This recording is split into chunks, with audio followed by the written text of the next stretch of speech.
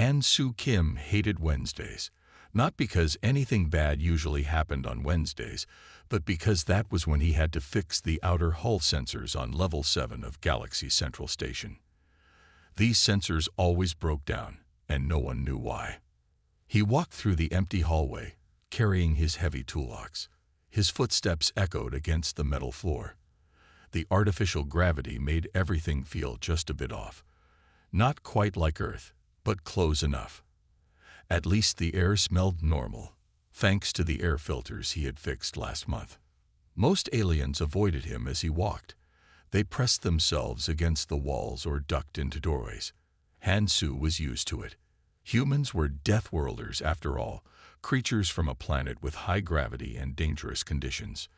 To the other species, he might as well have been a walking disaster. "Excuse me," squeaked a small purple alien with 3 eyes as it quickly moved out of his way. Han Soo smiled and nodded. He had stopped trying to tell aliens that he wouldn't accidentally break them years ago. When he reached the maintenance bay, Han Soo checked his tablet.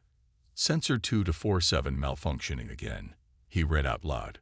Same as last week. He grabbed his magnetic boots from his locker and put them on. Working on the outer hull meant walking in space, and he didn't want to float away. The maintenance shuttles lined up in front of him like a row of white eggs. He walked to his usual spot, Bay 12. But today, something was different. His regular shuttle wasn't there. "Must be in Bay 13, he muttered to himself. He was running late anyway, and the shuttles all looked the same. He climbed into the shuttle in Bay 13 and started the engine. The shuttle hummed to life, but the sound was different, smoother, newer. Han Soo frowned but shrugged it off.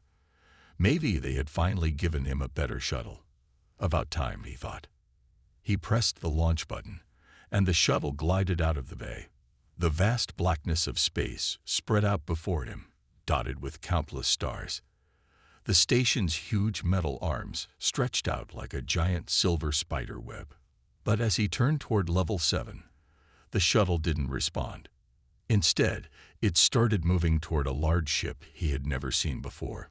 The ship was beautiful, all smooth curves and shining metal, nothing like the blocky repair shuttles he usually worked with. "Stop. Return to bay," Han Soo commanded the shuttle's computer. Nothing happened. "Emergency override. Authorization Kim 72 Alpha." Still nothing. Han Soo's heart began to beat faster. Something was very wrong. He tried the emergency beacon, but it was dead. In fact, now that he looked closer, all the controls were different. This wasn't a maintenance shuttle at all. The mysterious ship grew larger in his view screen. Its hull opened like a flower, pulling his shuttle in with a blue tractor beam. Han Soo could only watch as his shuttle was swallowed by the massive ship. As the shuttle settled in the ship's bay, Han Soo saw something that made his blood run cold. On the wall, in elegant script, were the words, "Galactic Council High Command. Authorized personnel only." He had just accidentally stolen a council diplomat's private shuttle. Through the shuttle's window, he could see figures approaching.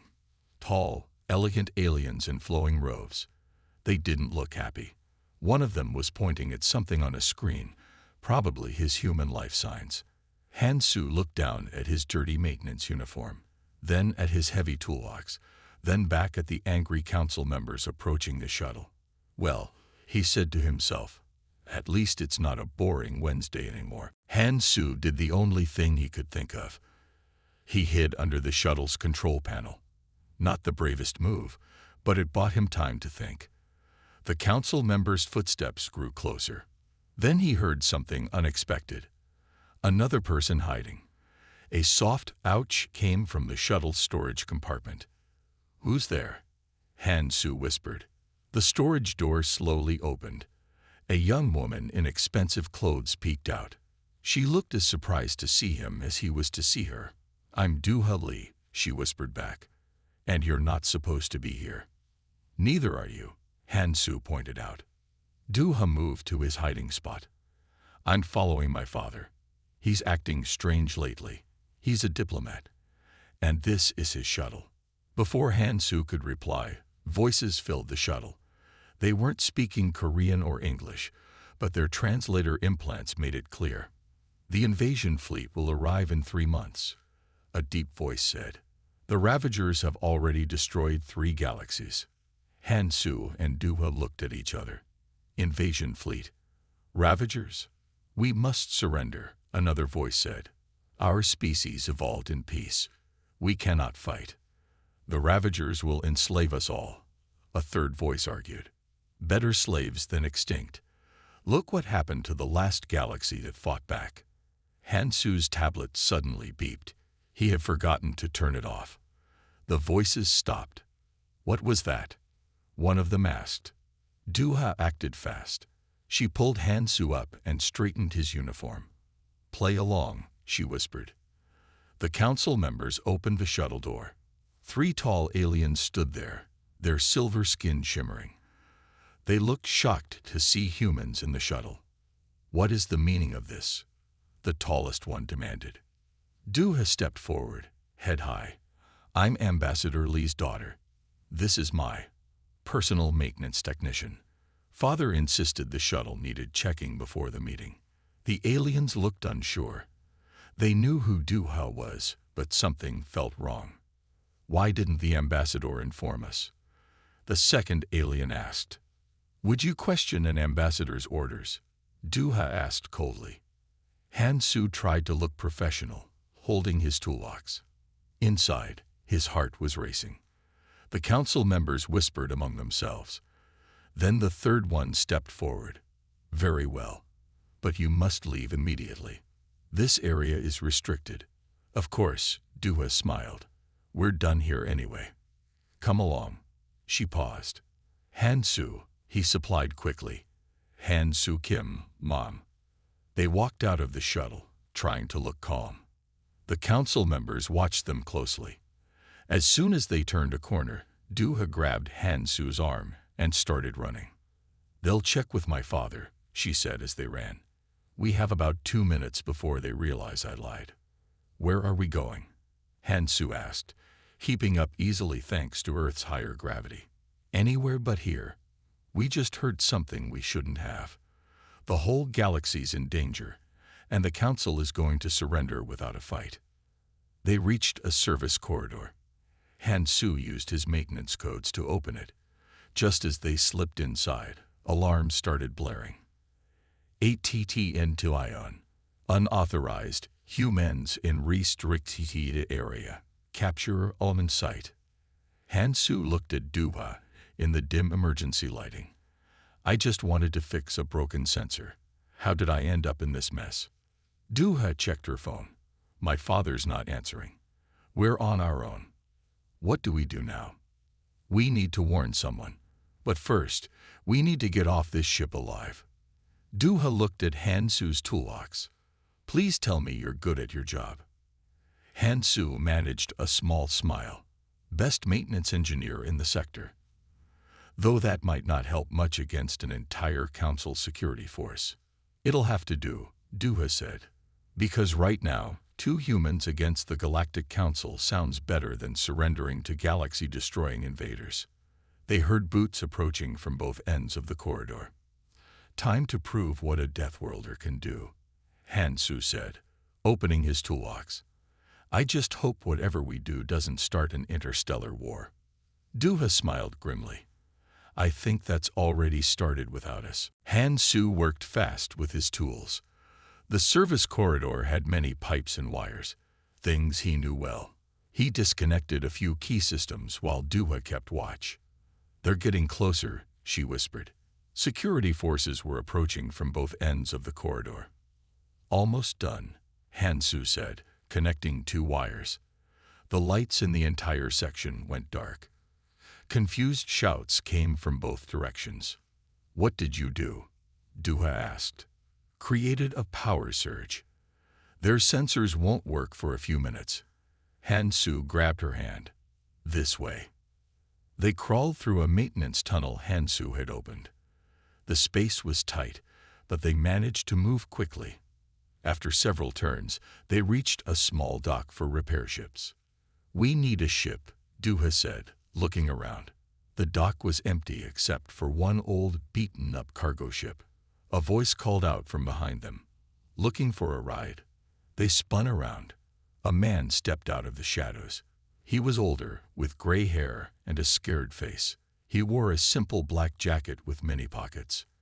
"I'm Ji-won Park," he said calmly. "And you two are in big trouble." Han-Soo stepped in front of Dua. "How do you know?" Ji-won smiled. "The whole station knows. 2 humans stealing the council shuttle. That's big news." He pointed to his ship. "I can help you escape. For a price." "We don't have much money," Dua said. "I don't want money. I want to know what you heard in that shuttle. Must be something big to cause all this chaos." Before they could answer, alarms blared again. Security forces were getting closer. "Decide quickly," Ji-won said. Han-Soo and Dua looked at each other. They had no choice. "Fine," Dua said. "We'll tell you everything once we're safe." They ran to Ji-won's ship. Inside, it was messy but well-maintained. Old military medals hung on one wall. "You were in the Earth Defense Force?" Han-Soo asked, recognizing the medals. "A long time ago," Ji-won said, starting the engines. "Now I just transport cargo. Some of it even legal." The dock doors began to close. Ji-won smiled and pushed a button. His ship's engines roared. They shot out just before the doors shut. "They'll chase us," Dua said, watching through a window. "Let them try." Ji-won pressed more buttons. "This old ship has a few surprises." Council patrol ships appeared behind them, their weapons charged up. "Now," Ji-won said, "tell me what you heard while I dodge these patrols." Han-Soo and Dua quickly explained about the invasion fleet and the Council's plan to surrender. Ji-won's face grew serious. "The Ravagers? I've heard stories. They destroy everything they touch." "The Council won't fight them," Dua said. "They think surrender is safer." "And you want to stop them?" Ji-won asked, turning the ship sharply to avoid a laser blast. "We need to warn Earth," Han-Soo said. "Humans might be the only ones willing to fight." Ji-won nodded. "Because we're Deathworlders. We're used to fighting against bad odds." He smiled. "Count me in." "Really?" Dua asked. "Just like that." "I've been looking for one last good fight." Ji-won checked his screens. "But first, we need to lose these patrols.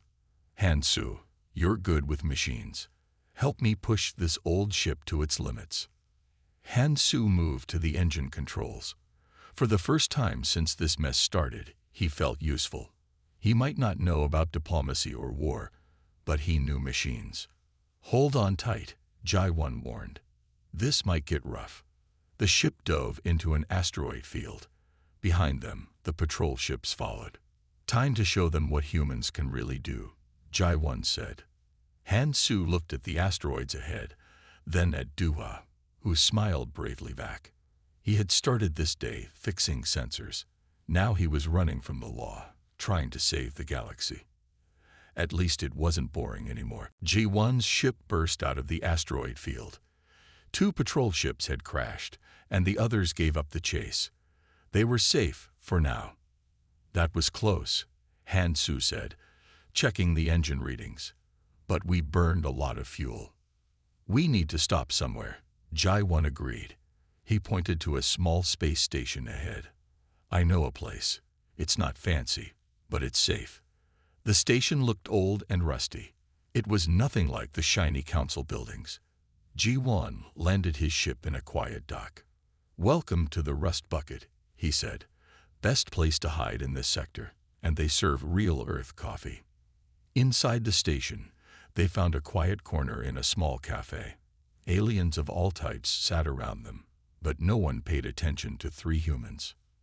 "Now," Ji-won said, sipping his coffee, "we need a plan. We can't just warn Earth. The Council would stop any message we send." Dua was looking at her tablet. She had downloaded some files from her father's computer before everything went wrong. "Look at this," she said suddenly. Her voice was excited. The Ravager's home galaxy. It has much lower gravity than ours. Han Su leaned forward. What does that mean? It means, Duha explained, they've never fought anyone from a high-gravity world before. They've never fought humans. Jaiwan smiled slowly. That's why the Council is so afraid. They evolved in low-gravity worlds too. But we humans, we're Deathworlders. Han Su finished. We're stronger because Earth's gravity is higher. Han Su grabbed his tablet and started calculating. After a few minutes, his eyes went wide. They're ships, he said. They're built for low gravity. That's why their design looks so strange in the pictures. They never needed to build things as strong as we do. Can we use that? Duha asked. Han Su nodded excitedly. Their whole fleet might have a weakness, if we can just. Suddenly, the station shook. Alarms started ringing. They found us, Jaiwan said, standing up. We need to move. But when they reached the window, they saw something unexpected. It wasn't Council ships attacking. It was a different kind of ship, one they had never seen before. It's them, Duha whispered. The Ravagers sent a scout ship. They're here early. They watched as the strange ship easily broke through the station's defenses. Its weapons were powerful, but Han Su noticed something. Look at how it moves, he said. It's using much more power than it needs. They don't understand gravity efficiently. They're wasting energy. That's great, Jaiwan said, but how does it help us right now? Han Su looked around the cafe. He saw pipes, power cables, and support beams. His engineer's mind started working. I have an idea, he said, but it's crazy. We'd have to use the station's gravity controls. Will it work? Duha asked. Maybe, if I'm right about their ship's weakness. Han Su looked at his friends. Do you trust me? Jaiwan laughed. We're already wanted by the Council. Might as well add fighting alien invaders to the list. What do you need? Duha asked. Han Su picked up his toolbox. First, we need to reach the station's control room. Then we're going to teach these Ravagers why picking a fight with Deathworlders is a bad idea. They ran through the panicking crowd. Around them, aliens were running and screaming. But the three humans moved with purpose. You know, Jaiwan said as they ran, when I woke up today, I didn't expect to help save the galaxy. Neither did I, Han Su said. I just wanted to fix a broken sensor. Duha smiled. Sometimes the best plans are the ones we don't make. Above them, the Ravager ship continued its attack, not knowing it was about to face something it had never encountered before.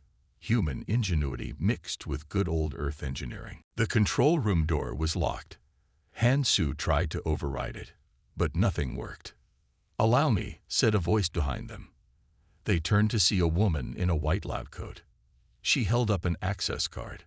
I'm Yun He Cho, station researcher. Why are you helping us? Jaiwan asked, suspicious. Because I've been studying the Ravagers for months, Yun He said, opening the door. Nobody believed my warnings. They said I was paranoid. Inside the control room, screens showed the Ravager ship attacking the station. But Yun, he wasn't looking at the screens. She was pulling up old files on her computer. Look, she said, I've been collecting data on ancient weapons. The old races knew things we've forgotten. Han Su looked at her research. His eyes lit up. These are gravity weapons. Yes, Yun He smiled. And you're the first person who understood why they're important. A new alarm sounded. The station shook harder. Hull breach on level 3. A computer voice announced. We need help, Duha said. Even with Han Su's plan, we're just 4 humans. Maybe not, another voice said. They turned to see a tall alien in council robes standing in the doorway. Unlike other council members, he looked calm. I am Minho Kang, he said, and I believe the humans are right about fighting back. Jaiwan raised his gun. Your council. Why should we trust you? Because, Minho said, half the council agrees with me. We've been watching Earth. Your species is young, but you understand something we forgot. Sometimes you must fight to survive. More explosions rocked the station. Han Su looked at his new allies. A researcher, a council member, a smuggler, and a diplomat's daughter. It was a strange team. Okay, Han Su said. Here's my plan. The Ravagers built their ships for low gravity. They never thought about artificial gravity manipulation. Yun He finished excitedly. We can use the station's gravity controls against them. Exactly, Han Su said. But we need to modify the controls, and we need to get close to their ship. Min Ho stepped forward. I can help. Many council ships are nearby. They will follow my orders. And I have access to all the old weapon designs, Yun He added. Duha checked the screens.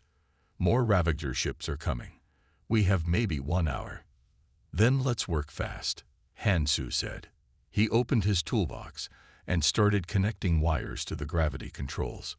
Yun He, help me modify these systems. Ju 1, we'll need your combat experience. What about me? Duha asked. You and Min Ho contact anyone who will listen. We need all the help we can get. They worked quickly. Han Su and Yun He modified the gravity systems, while Jai 1 planned attack positions. Duha and Min Ho sent messages to every friendly ship nearby. It's ready, Han Su said finally. But we only get one chance. If this doesn't work, it will work, Yun He said firmly. The math is correct. The physics is sound. Jai 1 checked his screens. Multiple ships responding to our call. They're willing to fight. The council is changing, Min Ho said. Your species showed us another way. Han Su looked at his strange team of allies. A day ago, they were all strangers. Now they were about to fight together to save the galaxy. Ready? He asked. They all nodded. Then let's show these Ravagers why they should have checked Earth's gravity rating before starting this fight. Above them, the Ravager ships gathered, not knowing they were about to face something new. Humans and aliens working together, using the very forces of nature against them. The real battle was about to begin. Han Su stood at the control panel, drawing a simple diagram for everyone to see. His hands were steady, even though the station kept shaking from the attacks. Look, he said, pointing to his drawing. The Ravager's ships are built for space with almost no gravity. It's like building a house in a place with no wind. You don't need strong walls. But how does that help us? Jai 1 asked, watching the enemy ships on the screen. Han Su smiled. We're going to create artificial gravity wells, like invisible whirlpools in space. Their ships aren't built to handle that kind of stress. Yun He nodded excitedly. The old weapons I studied, they did something similar. But this is so much simpler. Sometimes the simple solutions are best, Han Su said. He turned to Min Ho. Are your council ships in position? The tall alien checked his screens. Yes, they're waiting for your signal. But some of them are still afraid. Show them this, Han Su said. He pressed some buttons on the control panel. Outside in space, a small test began. They all watched as Han Su created a tiny gravity well near some space debris. The metal twisted and bent under the force. It was like watching paper crumple in an invisible hand. That's what it will do to their ships, Han Su explained. They never built their hulls to handle these forces. They didn't need to in their home galaxy. Duha looked worried. Won't it affect our ships too? That's the clever part, Yun He said, understanding Han Su's plan. Our ships are already built to handle high gravity. Earth gravity made us build stronger ships without even thinking about it. Jai 1 laughed. So being Deathworlders actually made our technology better. Wait until the council hears that. More alarms sounded. The Ravager ships were getting closer. Time to test it for real, Han Su said. He looked at his friends. Everyone knows what to do. They nodded. The plan was simple, but it had to be perfect. Yun, he would help Han Su control the gravity wells. Ji-1 would coordinate with the defending ships. Du-ha and Min-ho would manage communications and keep everyone working together. Starting main sequence, Han Su announced. His fingers flew over the controls. In space, invisible forces began to build. The first Ravager ship hit the gravity well. Its hull started to bend. "It's working," Yun, he shouted. The Ravager ship tried to fire its weapons, but the gravity was too strong. Its hull creaked and groaned. Suddenly, with a flash of light, the ship broke apart. "Send the data to all ships," Min-ho ordered. "Show them it works." More Ravager ships approached.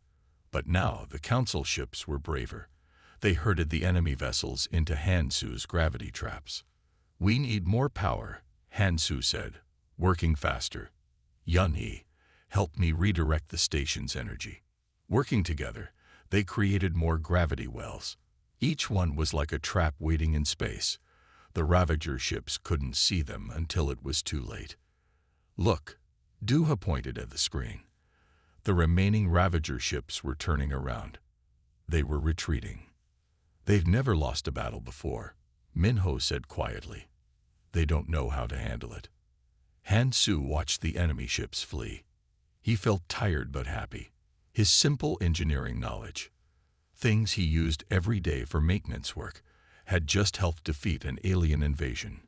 "Send word to Earth," Ji-1 said. "They need to know what happened here. And they need to prepare for what's coming." "The Council will listen now," Min-ho added. "You've shown us that peace doesn't mean we can't defend ourselves." Han Su looked at his dirty maintenance uniform and smiled. Sometimes the best weapons weren't weapons at all. Sometimes all you needed was a good understanding of basic physics and friends brave enough to trust you. 3 weeks after their first victory, the alarms rang again. But this time, everyone was ready. "Main invasion fleet detected," the computer announced. "Estimated arrival, 30 minutes." Han Su looked around the new control room. After the first battle, the Council had moved them to their biggest space station. The room was filled with both humans and aliens working together. "Status report," Ji-1 called out. He wore a new uniform now. "Commander of the Combined Defense Fleet. Gravity generators at full power," Yun, he reported. She had turned her research into working weapons. "All systems ready." "Council ships in position," Min-ho said. He now represented those who wanted to fight back. "They remember our first victory. They're ready." "All communications channels open," Du-ha added. She had become their chief diplomat, helping aliens and humans work together. Han Su checked his own screens. He was still just a maintenance engineer, but now he had a whole team.